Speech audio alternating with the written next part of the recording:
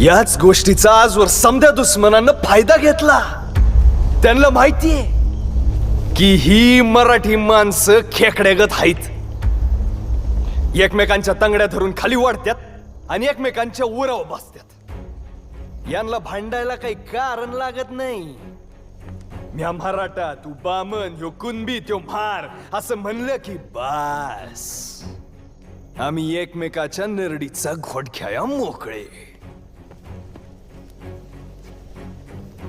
शिवाजीराजांनी हेच सोडायला सांगितलं ना वय. आठवतं समध्यासनी? गणोजी गुंडोजी तुम्ही आणि मरत्या तू बी वातास ना रायरेश्वराला शप्पीत वाहताना. काय म्हणलं शिवाजीराज? काय म्हणलं शिवाजीराज? यो भगवा झेंडा आपला गुरु